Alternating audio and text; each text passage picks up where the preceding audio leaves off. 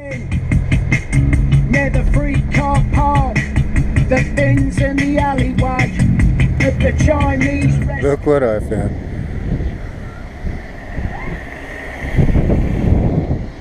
What a fucking thought. 1979.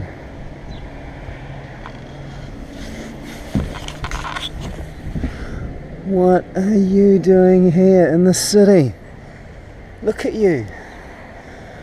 What the fuck is this guy doing here? Whoever drove you last? I don't think you've moved for a very long time. But that's cool. That's cool. Anyway, campers, I have made a massive mistake. Okay, we talked about this new part of the vlog where I'm going to introduce one little truckie jargon. Well, I've made a mistake already. I've done it once and it was made a mistake. So I went out and I bought a New Zealand road code for heavy vehicles. Okay, if you want your HT license or your heavy traffic license, this is what you need. And you need to learn it, and perhaps that's something we can do together.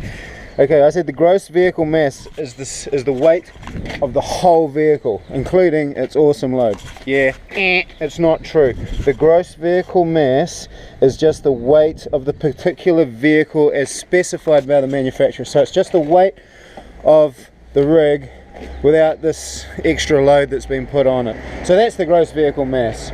Now the gross laden weight, here we go. The gross laden weight is the weight of a particular vehicle. Now you've got to remember that when I drive a truck and trailer, the cops count the trailer as a vehicle. Okay, so the gross laden weight is the total weight of the fully loaded trailer or the fully loaded truck. The gross combined weight is the weight of the fully loaded truck and trailer or total weight of the unit. So the gross combined weight of this particular vehicle is the load and the vehicle. So we're there. I can't believe we found a Kenworth in the middle of Wellington. And it's looked like it's been here for ages. Never mind. Hey look, it's not my problem I'm getting it wrong. A, I'm dyslexic. I can't even say it. And can barely even spell GVM. Let alone know what the hell it means. And anyway, I was more impressed with finding that old Kenworth in the middle of the city. Wasn't that cool? Wouldn't it? You think of all the hard yards it's earned and all the paychecks that truck's brought home for somebody, and it's just laying there. Man, I'd love to give it a home. I'd love to be able to be in a position to take real good care of it. You know, when you think of working vehicles are a little different from commercial, from private vehicles.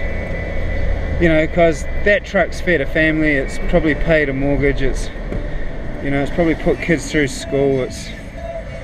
There's a lot more to working vehicles than just utilitarian machines. They've got a whole humanitarian application that I really admire and respect. But anyway, we've got our new section of the vlog off to a good start. Bit of a bumpy start, but now we're a bit more organised and we know where we're going with that. I bought a road code, so we're all good. 3 for 2 and number 4 for 1. We're going down like PH. Well, I just got some good news from my boss actually. I got a phone call saying that he's putting me back on a day run. So I get to live with my Harley again, I get to live with my son again and my dogs, and that starts next week. But I tell you what, this company, man, this is about the 6th or 7th different run I've had in 12 months. They just change you around all the time. Must be hard for the guys that have been there for a while trying to get any form of stability or anything. But anyway, that's me. Start on Monday. Gummy's sister. Although my boss has taken me off the line, and you know, that does suck because I really enjoy line haul. There are some blessings to be had. You know, my mum is not very well, and it'll be good to spend some time with her and, you know, look after her and do that sort of thing and hang out with my son and my dogs and my Harley, you know. So there's a lot of benefits to be had by me going home for these next little while. And besides that, I'm a trucker. I'm going to be trucking my whole life. This ain't the last of the highway that I've seen. not by a long shot.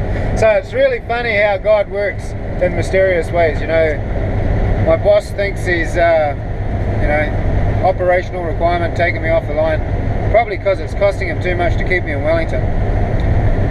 But the blessing is that I'll be able to take better care of my mother, and at this time of her life she needs all the care she can have. So, you know, I give thanks to God that this blessing has been revealed to me, and I'm grateful that I still have a job to be able to do it for now anyway. We'll see what the cops have got in mind, but it is what it is. Life's pretty good. This is the reality of being an activist, eh? It is what it is. Well, while I'm got these foreign vloggers in mind, you know, we talked about those girls last night. Well, tonight we're going to talk about Trucker Josh, and he's a Canadian guy, and he's out there doing it. He makes some really cool vlogs, and especially my favorite YouTube trucker is an old fella by the name of Indiana Jack, and he's a tough old coot, and but he's a lot of humor. He puts a lot of thought and effort into his vlogs, and he certainly takes great photographs. So I would heartily recommend that if you're interested in trucking in America, that you like and subscribe both those guys, because they'll give you a really good heads up. You know, the other day a funny thing happened to me. I was at the markets in Wellington, and I was told to take a taxi down to the wharf to get my truck. They gave me a taxi chit. Most taxi chits are around $40 because that's what it costs. So there I was in this taxi, and this woman was busy telling me how badly she'd been ripped off, and you know, she's really laying it on thick about how she's a strong, tough, independent woman, you know, and really milking it. You know, you sort of got to admire a woman that can dig herself out of a hole, but you know, she was laying it on really thick, and then she turned around and charged me $58. So there she is telling me how good she is at being a good, honest, loyal woman, and then she turned around and ripped me off $20. You know, it costs everybody else less than $40 to get from the market gardens to the wharf. It cost me $58. Her mistake was she gave me a receipt, and I'm going to follow that up and have her investigated, because that is just bullshit. You can sort of understand why her husband ripped her off if that's what she's like.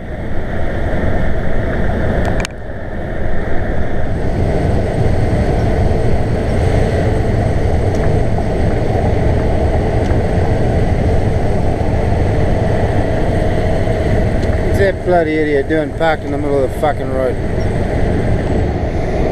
There's another one. I wonder what's going on. Anyway, it's been a really successful journey tonight. It was just a really nice, you know, when you get into that zone and you just cruise, and the hours just slide by and the truck just runs like a dream, and everything's just really cool. Well, it was one of those missions tonight, just one of those really low-key vibes, just buzzing along, and now it was a really nice mission. So we're up in Auckland.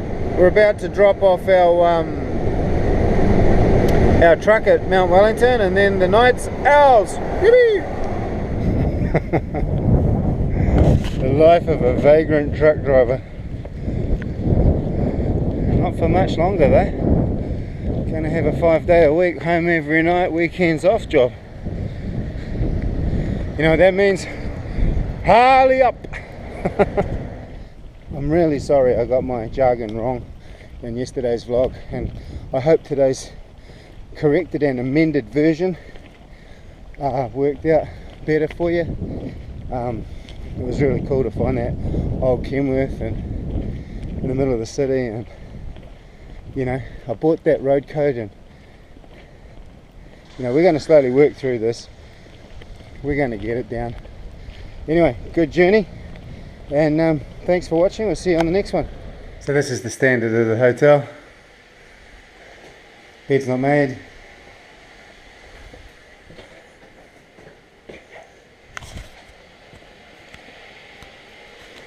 Disgusting.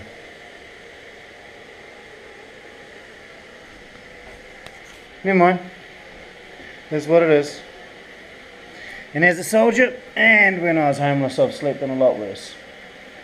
So beggars can't be choosers.